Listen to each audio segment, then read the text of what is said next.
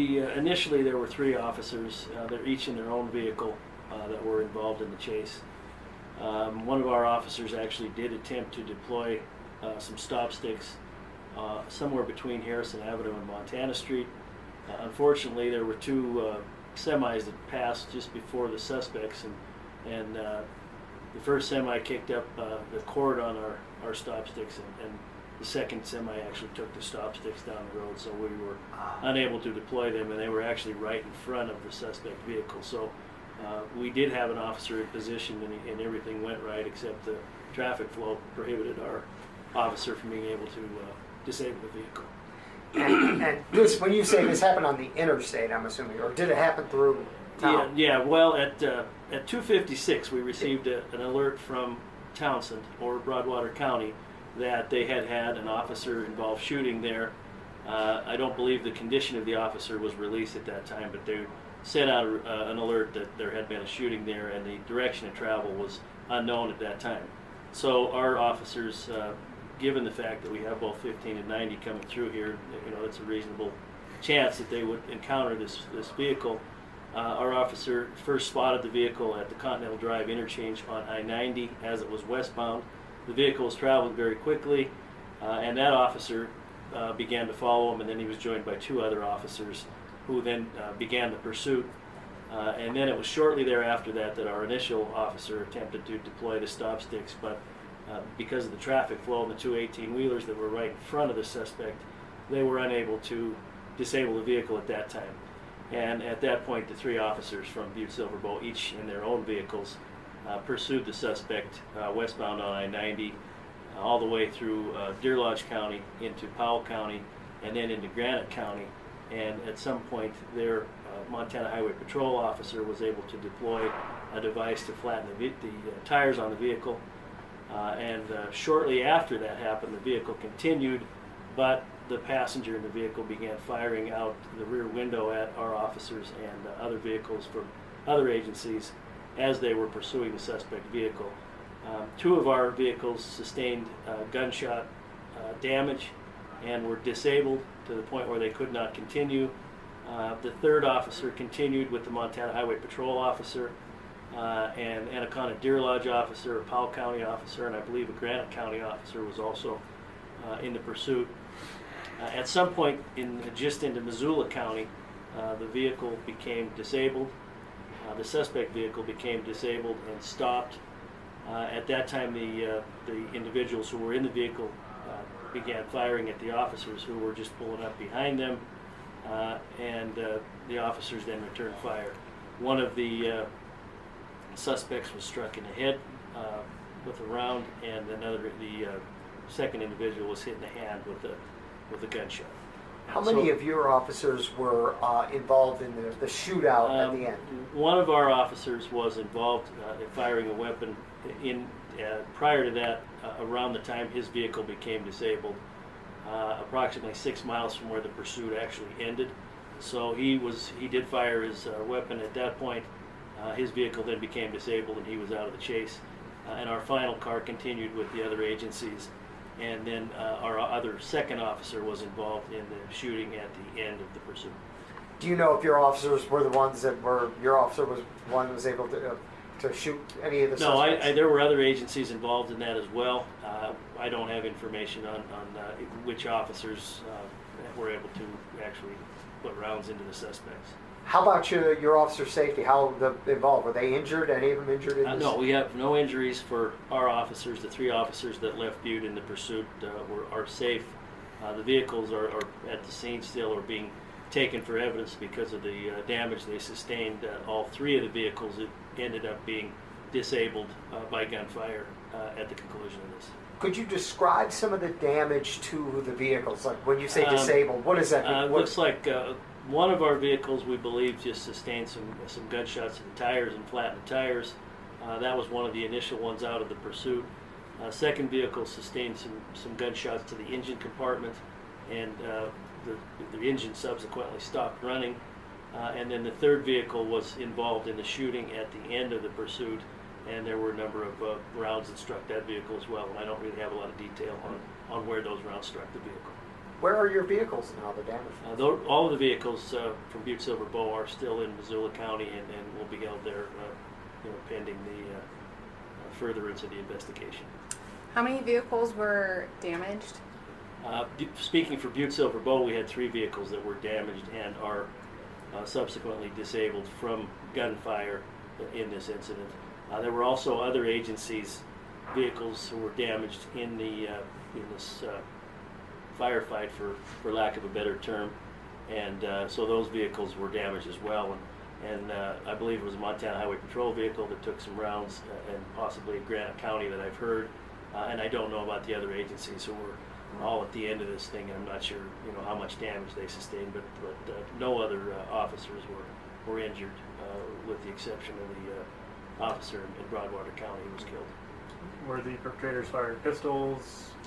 The perpetrators were firing at least one semi-automatic rifle from the back of the vehicle, and I'm not sure on the other firearms that they were using in this pursuit. So I'd have to rely on Missoula County and as well as the Division of Criminal Investigation to provide all the details on what kind of weaponry they were having. But I was going to say, what do you know? I mean, obviously powerful enough to damage. Well, the one round is a 308 caliber semi-automatic rifle, and so there's some significant firepower. Yeah, obviously. Wow. And they were in the back of the, in the back part of the vehicle. Yeah, fired it from the sounds rear like window. they were actually in the cargo area of this Suburban. The back window, our officer advised that the back window was out when they passed him as he'd attempted to deploy his stop stick. So they actually, as they were going down the road, had a pretty good platform to put the weapon on and actually fire at our officers and highway patrol officers and the officers from other jurisdictions. Jeez. You all, can you have you got an update? Just how long was when you guys stopped? Finally, the vehicle stopped. I assume its tires were blown out. Yeah, the vehicle was basically on its rims when it did stop. I have no idea how long the firefight actually lasted. It appears that it started immediately as the officers reached where the vehicle was, and then it was a fairly significant firefight, and I would imagine it ended relatively quickly. But there was some additional rounds expended on both sides. Were both suspects shooting something? As far as I know, both were. It's something. Okay. How many rounds total were fired by each side? I have no idea how many rounds were fired in any of this. Even your officers don't know. Can they say how many they? No, we wouldn't have really any idea at this point. I mean, obviously we know how many rounds we fired, but that's something the investigators will have to release. And as far as the suspects, firing in this, 140-mile, from the time this started until the time it ended, I have no idea how many rounds were expended. Or the DCI will be able to release that information as well as Missoula County, I would think, at some point. Your initial assessment of how your officers responded to this? Well, it's a tragic day. My heart goes out to Sheriff Meehan and the folks in Broadwater County and the family of the deputy that was killed. At the same time, I'm thankful that we don't have additional officers that were killed or wounded in this, either from my jurisdiction or the adjoining jurisdictions. There's probably a special place in hell for these two individuals, and that's probably where they belong. I think just it's never a good day, but straight. We were just doing yesterday stories about Peace Officer Memorial Day. This must even make it even. Yeah, harder. it just brings it home. The folks, being a sheriff and not being on the street much anymore, it's real difficult for me to watch our officers go out into the night or in the day or whenever it is, not knowing what's around the next corner, or if they're coming home at the end of their shift. And so it's an emotional time of the year with the memorial, but it's even tougher when you have something like this happen, and it really brings home the responsibility and the sacrifices that officers make from around the state and around the country, and they're heroes.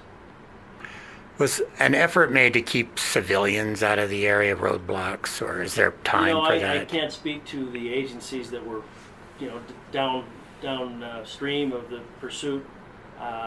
I don't know, how that communication went. That's something we'll evaluate as it goes. But we know that we were able to communicate with Anaconda, Deer Lodge, Powell County, Granite County, and of course Missoula County at the end, as well as the Montana Highway Patrol, and that's how those agencies all became involved. I can't speak to roadblocks or that type of information.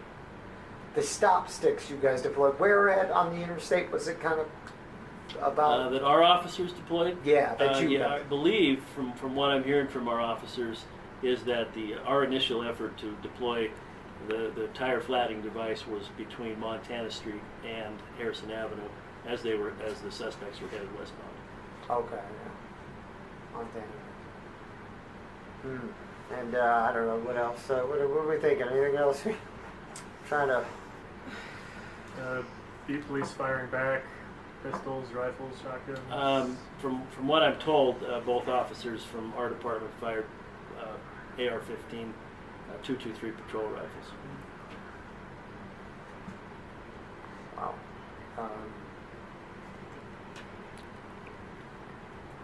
I don't know. You guys said you guys made the initial. Were you? I hear where you guys made the initial arrest. Were you? How does that mean? I don't. Did you guys go up I don't know. There was a number of agencies Sure. there. Of course, one of the suspects was injured very seriously, and then the other one had injury to his hand. So who actually Did he? arrested him, I don't know. I was gonna say, did he give up? Did he surrender? Did he run and you guys tackle him? Or what? That I can't answer. I don't know. Okay. I know he was taken into custody. I don't know what the circumstances Sure. were, other than he did sustain some kind of an injury to his hand that's gunshot related. I'm not sure if he actually was struck by a round or some ricochet or something else. Sure. The one was shot in the head, so that's. The one suspect did have a hit. Yes. Wow. What specifically in the head? I mean, was it near the ear? Was it? I can't answer that for you. I'm sure Missoula County may be able to fill you in as far as some of the more details, and the actual gunshot injury type wounds, but I don't have that information. Do you know if both suspects were wielding weapons, Sheriff? I believe both suspects exited the vehicle and actually fired at the officers. I have not confirmed that, but from what our initial reports were that both suspects were engaging the officers. Any communication? Did this guy say anything? Communicate? Called? Any communication with the suspects, or was it just a plea? Did they say anything? No, I don't believe there was any kind of communication either prior to this shooting in Broadwater County or during the pursuit that ended near Missoula. Any motivation? Anything you know? Did you find any drugs or illegal items in the vehicle? I have no idea what the motive of these individuals was. That's something that Missoula County or the Division of Criminal Investigation will have to provide. But right now we don't have any idea what would have motivated them to do this. Just a senseless act. Dangerous to be out. I mean, I've heard domestic violence is one of the most dangerous things, but just randomly stopping a vehicle for a routine traffic that's stop. the thing. Traffic stops. There's pretty well documented that domestic violence situations are dangerous, but routine traffic stops, we always like to say there is no such thing, and they're dangerous too. You don't know who you're approaching. They don't know, by and large, what the end result's going to be, and in this case, it appears that these individuals were, no matter when they were stopped or who stopped them, they were going to engage them in a firefight, and I don't know what their motivation was. I hate to say, I mean, have you looked, do you know offhand, or any of these guys, did they have warrants or anything out? I haven't looked. I don't really have a whole lot of information. Sure. I have the name simply from reading the media releases from other agencies that were involved, but I don't know what their histories are or what would have motivated them today. Oh, and your officers who were involved in this case, what's the standard procedure now? What do they do? What do you do with them? Well, they'll be, all three of the officers that were actually involved in the incident will be placed on administrative leave for several days, maybe even up to a week. We'll get a critical incident stress debriefing scheduled for the officers and dispatchers and all the other individuals who were involved. In this case, we have a whole bunch of agencies that were involved, and of course our thoughts and prayers are with Broadwater County, because they have a deputy that that's not coming home, and that's the biggest tragedy of the whole thing. So there's a lot of grief in the law enforcement community today, but it's a brotherhood, and the sheriffs and the chiefs of police and the agencies that were involved in this will get together and take care of our own, and make sure that we take care of the officers who are involved in this, and again, our hearts and prayers are with the family of the officer that was killed.